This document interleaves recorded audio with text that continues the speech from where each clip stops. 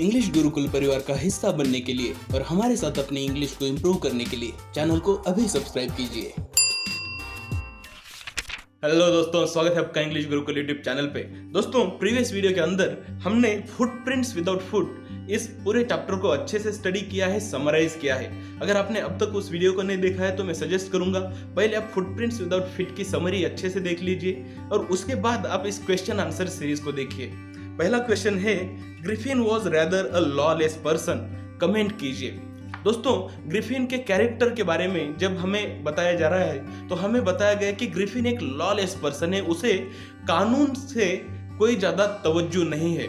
ये बात हमें तब पता चलती है जब ग्रिफिन अपने रहते हुए मकान में ही आग लगा देता है, क्योंकि उसका मकान मालिक उसको परेशान कर रहा होता है और कह रहा होता है कि तुम इस मकान को खाली कर दो। इसी चीज की हमें बार बार जानकारी मिलती रहती है, क्योंकि बाद में ग्रिफिन एक स्टोर के अंदर चला जाता है और वहां पे चोरी करता है, वहां के कपड़े चोरी कर लेता है।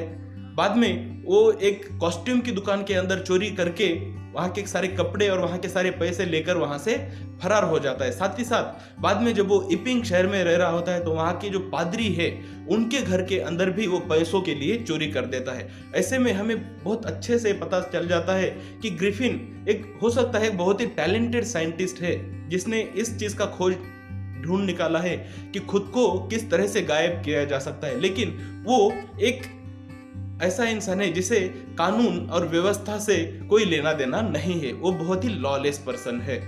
सेकंड क्वेश्चन है, how would you assess Griffin as a scientist.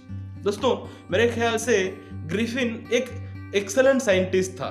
उसने एक ऐसी डिस्कवरी की जिसे आज तक कोई भी ढूंढकर नहीं निकाल सका। आज भी बहुत से साइंटिस्ट इस चीज के ऊपर एक्सपेरिमेंट कर रहे हैं कि किस तरह से किसी चीज को या इंसान को पूरी तरह से गायब किया जा सकता है। लेकिन थोड़ा थोड़ा सक्सेस तो मिला है, लेकिन पूरी तरह से आज तक किसी को भी इस पर्टिकुलर चीज में सक्सेस नहीं मिला है। ऐसे में अगर ग्रिफिन एक ऐसा व्यक्ति होता जिसने गायब होने का फॉर्मूला ढूंढ निकाला है तो यकीनन वो बहुत ही महान साइंटिस्ट है।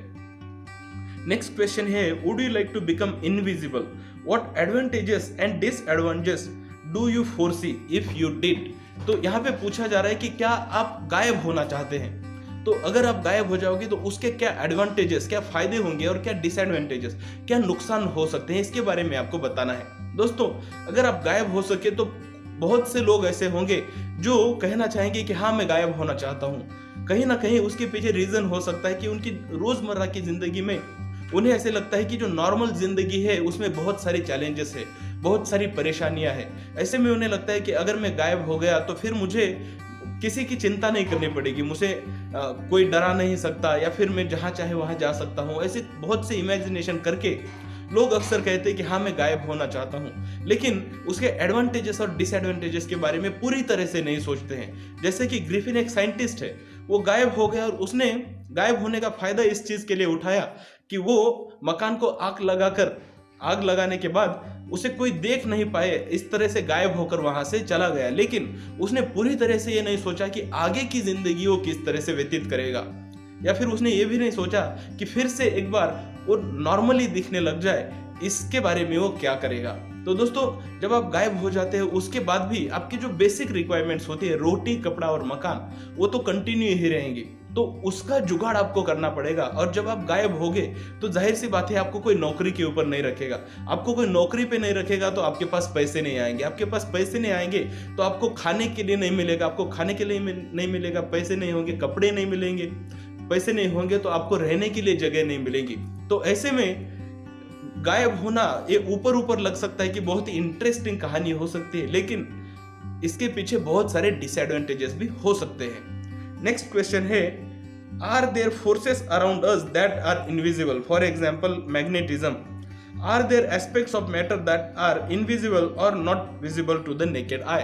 दोस्तों, हमारे इर्द गिर्द कई सारी ऐसी चीजें हैं जो इनविजिबल है, जैसे कि ग्रेविटेशन।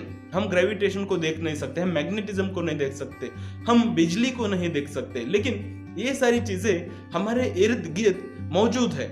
ऐसे में आप सोच के देखिए कि आप ग्रेविटी को देख पाते तो कैसा होता। ऐसे में सोच के देखिए कि आप मैग्नेटिज्म को देख सकते तो क्या होता, अगर मान लीजिए मैग्नेटिज्म जहाँ पे है वहाँ पे लाल कलर दिख रहा है, ग्रेविटी जहाँ पे है वहाँ पे कोई और रंग दिख रहा है, तो ऐसे में शायद हमें कुछ भी नहीं दिख पाता, क्योंकि ग्रेविटी तो हर जगह है। मैग्नेटिज्म भी आप मानो या ना मानो, मैग्नेटिज्म भी हर जगह मौजूद है, भले ही उसकी फ्रीक्वेंसी या फिर उसकी कैपेसिटी कम ज्यादा क्यों ना हो, मैग्नेटिज्म हर जगह मौजूद है। ऐसे में शायद हर जगह अलग अलग रंग रहते और फिर हम नॉर्मली इस दुनिया को देख नहीं सकते, या फिर दुनिया आज जैसी दिखती है उससे पूरी तरह से अलग होती। नेक्स्ट क्वेश्चन है व्हाट मेक्स ग्लास और वाटर ट्रांसपेरेंट। उसके पीछे साइंटिफिक एक्सप्लेनेशन क्या है। यहाँ पे पूछा गया है कि वाटर, पानी या फिर ग्लास ये किस तरह से गायब होता है। अब इसके पीछे कई सारे साइंटिफिक एक्सपेरिमेंट्स हो सकते हैं। जो पानी या फिर ग्लास है उनका जो स्ट्रक्चर है, जैसे हम क्रिस्टल स्ट्रक्चर कहेंगे, वो क्रिस्टल स्ट्रक्चर किस तरह का है, साथ ही साथ वो जिन पदार्थों से मिलकर बना हुआ है उनकी क्या क्वालिटीज है। जैसे पानी बना हुआ है हाइड्रोजन और ऑक्सीजन से, ये दोनों पहले ही इनविजिबल है, ये एयर के कंपोनेंट है, तो उन कंपोनेंट से बना हुआ पानी भी पूरी तरह से ट्रांसपेरेंट होता है। तो ऐसे कई सारे साइंटिफिक चीजों के ऊपर आप रिसर्च कर सकते हो। आपके साइंस टीचर को आप पूछ सकते हो कि सर पानी अगर गायब होता है या फिर पानी ट्रांसपेरेंट होता है तो उसके पीछे साइंटिफिक रीजन क्या है, और ऐसे साइंटिफिक रीजन आप इस तरह के क्वेश्चन के आंसर में लिख सकते हो। दोस्तों उम्मीद करता हूं आपको इस चैप्टर की समरी और क्वेश्चन एंड आंसर अच्छे से समझ गए। अगर आपके और भी कुछ डाउट्स और सुझाव है तो जरूर कमेंट कर बताइए। Thank you very much.